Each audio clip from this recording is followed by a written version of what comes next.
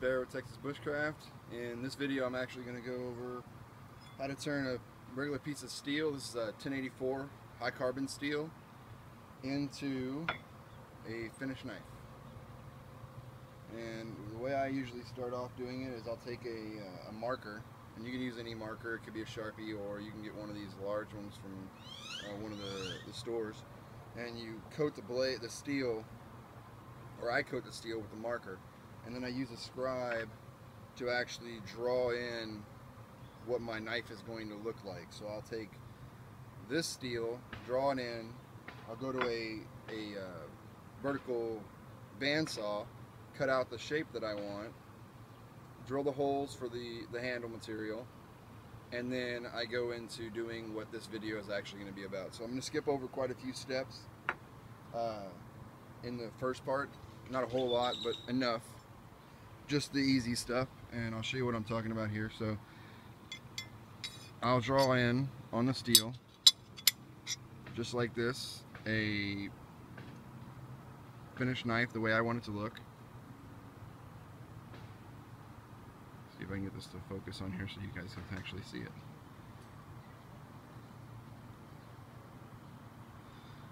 Alright, so I'll draw the finished knife on there and I'll cut it out on the bandsaw, and it's going to be a rough cut because it's not going to be exactly to the curves of the knife. Then I'll go to a grinder and grind in everything, and if you can, I don't know if you're going to be able to see it on this in the camera or not, but this one is rough ground. Come on, there you go. So you got the grinder marks there, you can see from the grinding wheel. Same on the back here, where I ground it into shape. Then I drilled in the holes. Come on. And I drilled in the holes, and that's where this video is actually going to start off at. I have a jig that I use, that I put on here to get the grind angle correct, the bevel angle, and it makes it a little easier to get a few of them knocked out whenever I'm doing it, so I don't have to worry about getting the wrong angle by hand holding or free-handing it. I have done blades like that. I don't tend to like doing it that way because it's not as precise for me. So that's where we're gonna go. We got the steel, and we're gonna end up with a knife like this. And this is the Texas Bushcraft Vanguard. This is a prototype that I made. I've been testing it, and you'll see in a future video the test of this blade. And I'm going to eventually, very soon, send this out to Big Jesse so he can test it out. And then we might do a giveaway for one of them after that. So stick with me, and we'll start this video, and I'll see you then. Thanks. Alright fellas, so this is what we're going to start with. This is my version of the knife the one I like. So let's start working on it. What I'm trying to work on doing is getting all the grind marks out of it, or the milling marks. And as you can see, I started working on the bevel a little bit just to test out a jig I had made the other day. So here's what I'm starting with. I've got an 80 grit belt on my grinder because that's all I've got. So let's see how this works out. Put your eye protection on.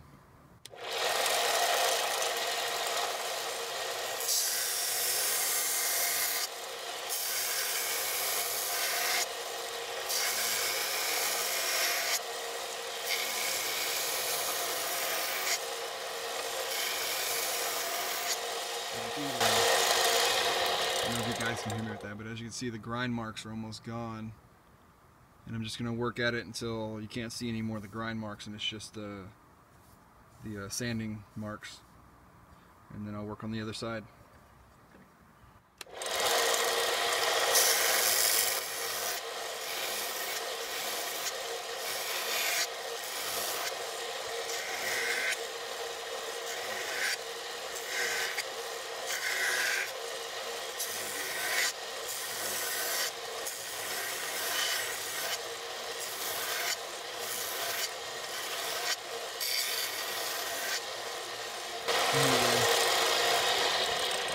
got now.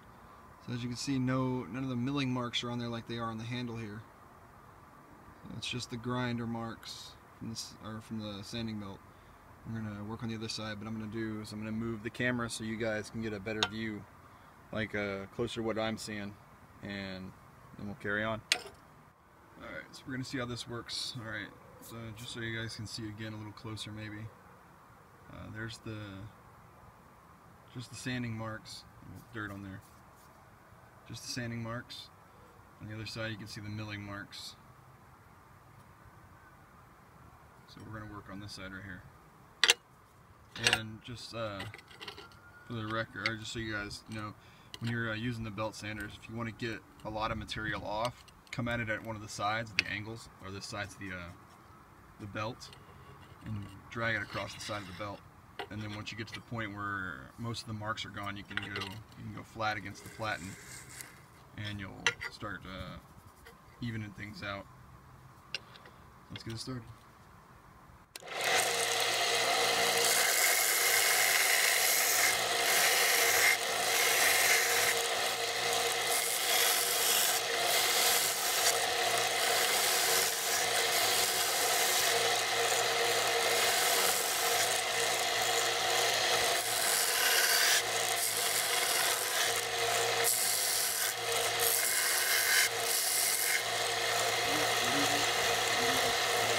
Alright, so just in case you guys weren't able to hear a minute ago, I got both sides done.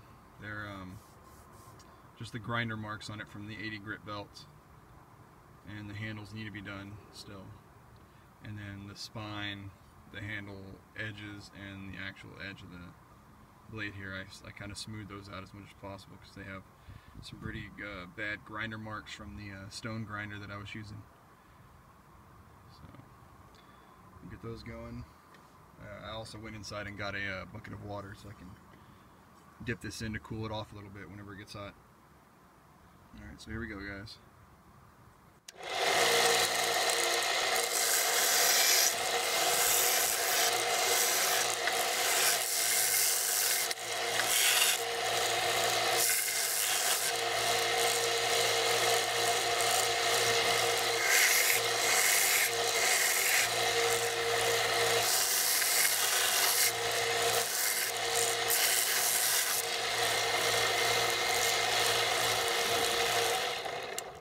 So I'm going to call that good on the handles. The reason being is I want to leave some of the marks here,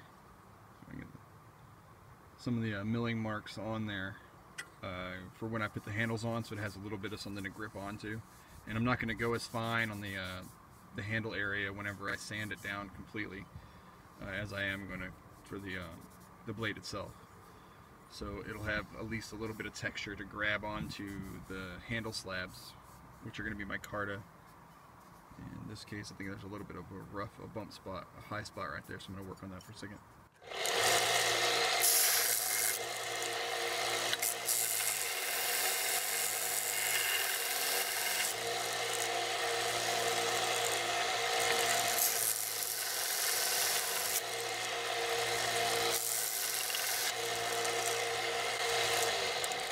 There we go.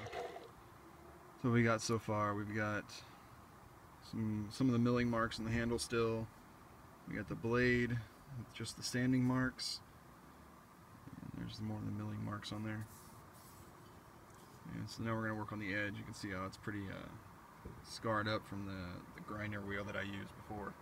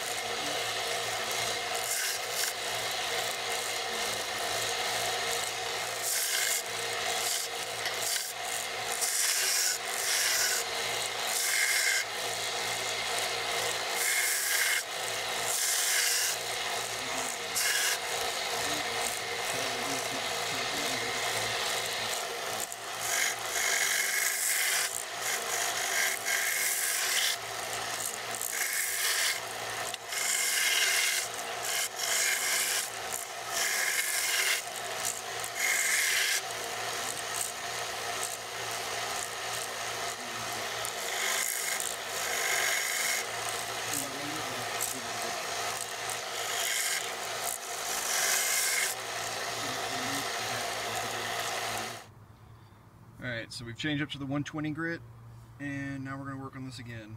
So what we're going to do this time is, rather than going flat at it like I was before, I'm going to tilt the blade up at an angle.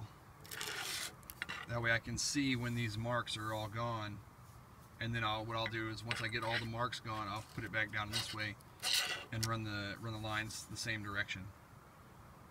And when I hand sand it, what I'll do is I'll go opposite direction. So I'll go from the 120 grit, which will be this way. I'll go to 220, and I'll go this direction, and then I'll go 500 this way, and then whatever the next one, 800 or it is this way, and then 1,000, until I get to where I want it to be as far as the look of it. So here we go.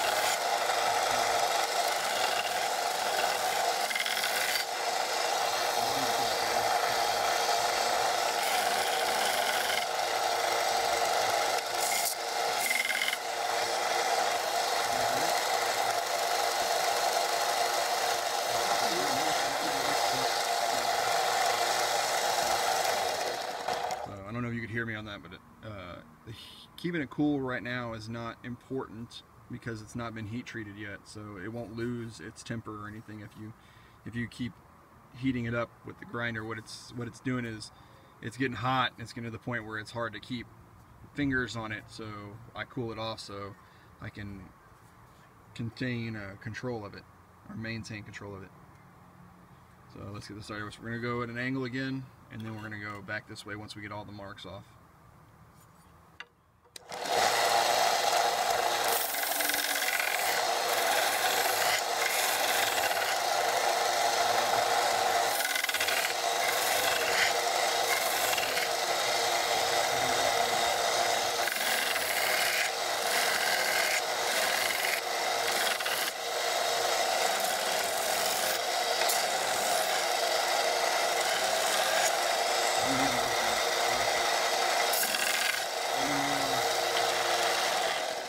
There are no more angled grind marks on there, so we're going to cool this off and move on to the handle a little bit. Alright guys, so what we're going to do is the handle on both sides, just smooth it out a little bit more, not a whole lot, just a little bit, and then we're going to do the edges again.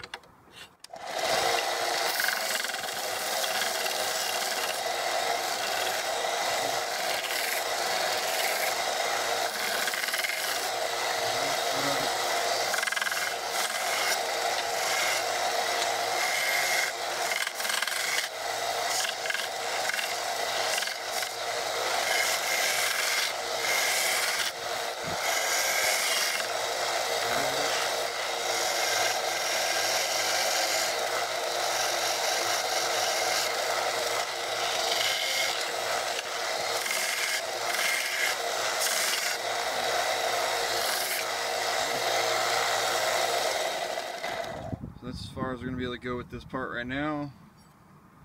What we're going to do is I'm going to set up my jig and show you how that works. Alright fellas, so we're going to switch over to the Vanguard, which is going to be the Texas Bushcraft blade that I'm making as a prototype for Jesse to test out, as well as I'm making one for myself to test out. This is the jig I made. Well, one part of the jig for making the plunge cut, and what I do is I'll line it up with the size that I want here, or the size of the choil area there, and about right there should be good, and then I tighten it up.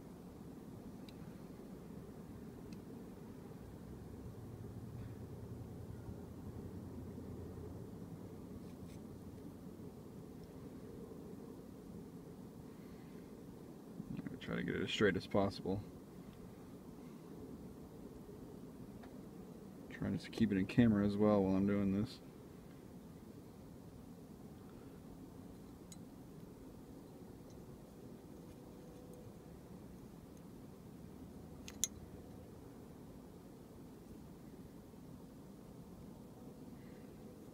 Alright, so see if I can get that in the picture.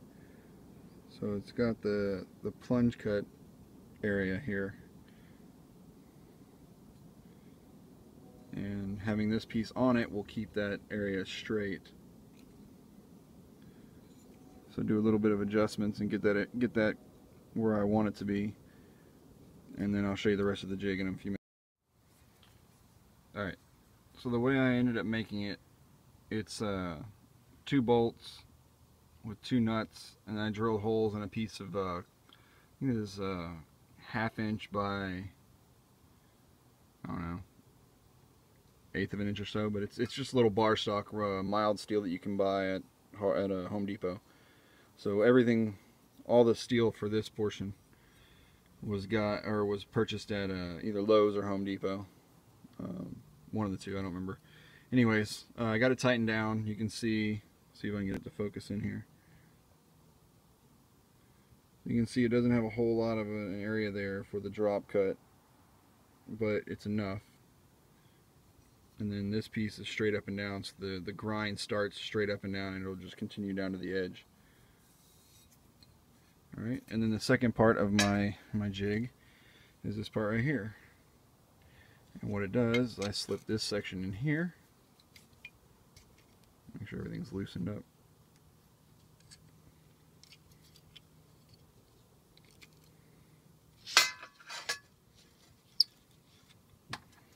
There we go. So this piece right here will hold it flat against that edge, so the piece will stay in the perfect position. And all I have to do is tighten it up, and I can start off by tightening it by hand.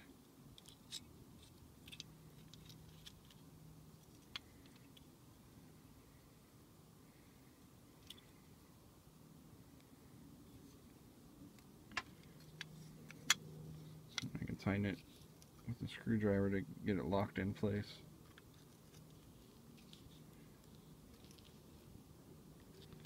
Right, and then the second nut on there is to lock that first one in place so it doesn't slip from the vibrations of the grinder.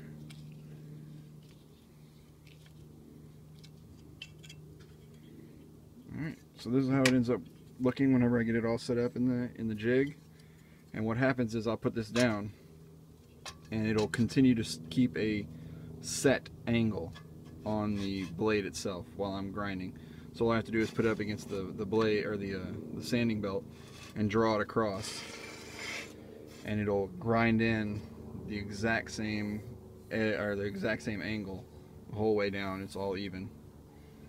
You can see here when it's set down the angle that's on it.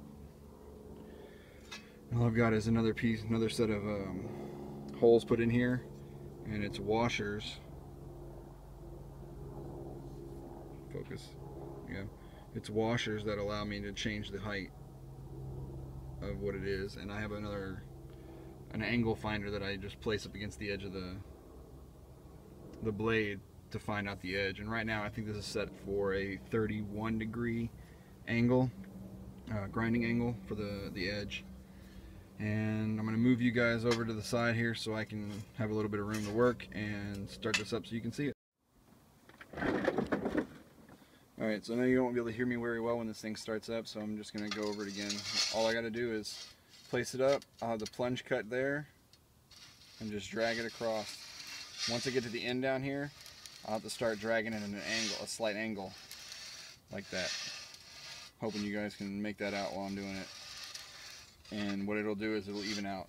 And if you look on the center here, I have it marked off with a black or a Sharpie, and I scribed it down with a drill bit on a flat surface. So place both of the items on a flat surface, put the end of the drill bit, the pointy part, and just drag it across, keeping both pieces as flat as possible. And then I do both sides just to make sure that it's even, because it's not always perfect on the grinds on the sides.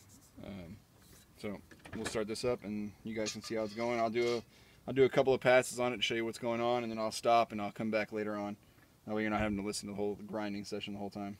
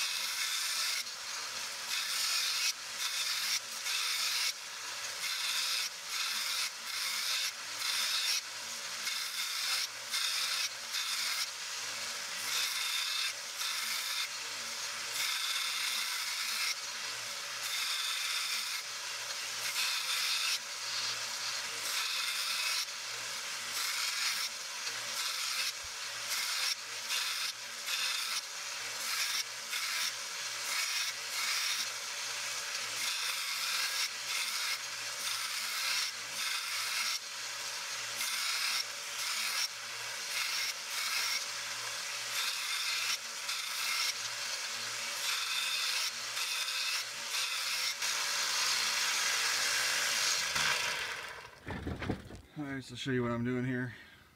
So you can see, just to focus, come on, there we go. If you can see, it makes a pretty straight line as you're doing it. And all you got to do is move it just a little bit as you're going along. And it'll even out the line. And then if you look there, you should be able to see the plunge cut right here where the edge is. It drops down and it's perfectly done. So just keep working on that for a little bit and I'll come back to you guys and show you what it looks like at the end. Alright fellas, so this is what we got so far. I'm going to pull it out of the jig here.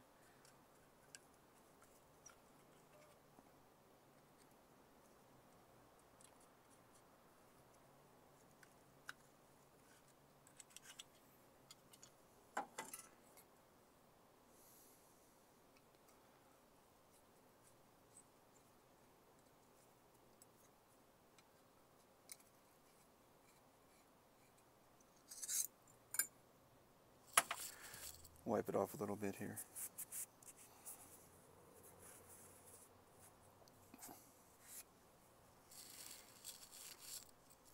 Alright, so there we go. That's what we got. And I'm not sure how well it's going to come across. Let's try. Focus. Alright, so I left about probably a 1/16 of an inch of edge there for the heat treat. And you can see it's pretty even and straight. And the plunge looks nice.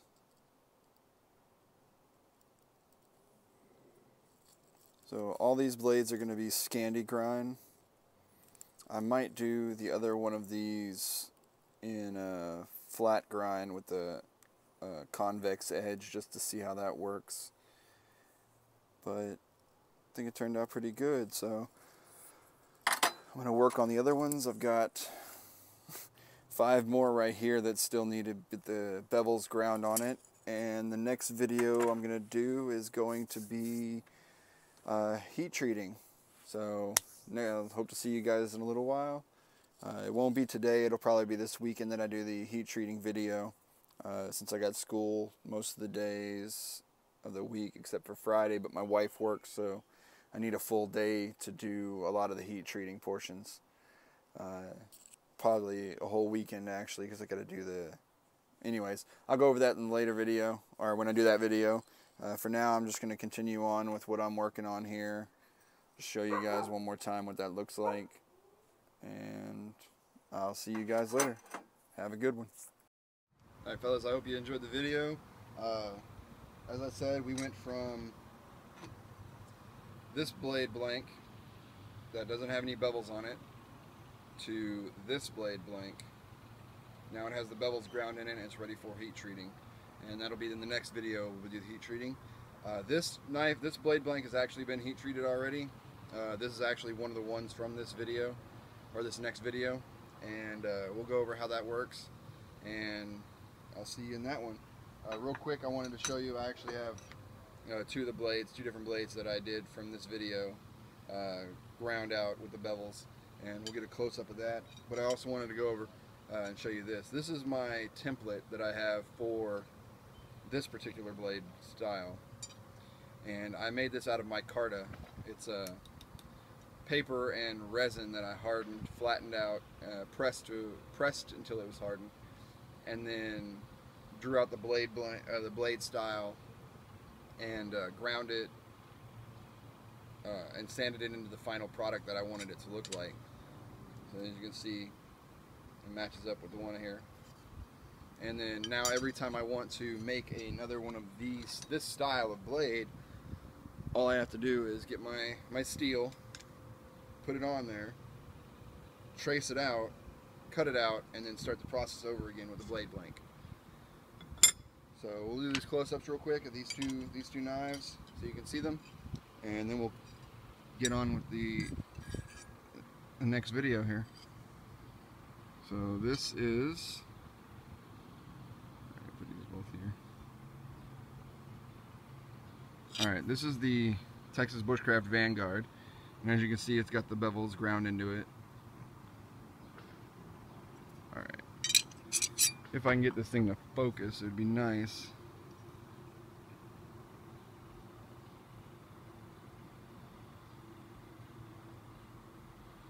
Alright, there we go. So you can see the bevels are ground into it. And this one's heat treated. You can see right here on the handle, the heat treat coloring.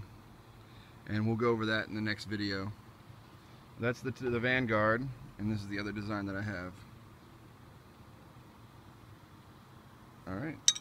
And I'm not, hopefully you can see how thick that is. It's pretty thick what I left on there. If you look right here on the tip, it's pretty thick what I left on there.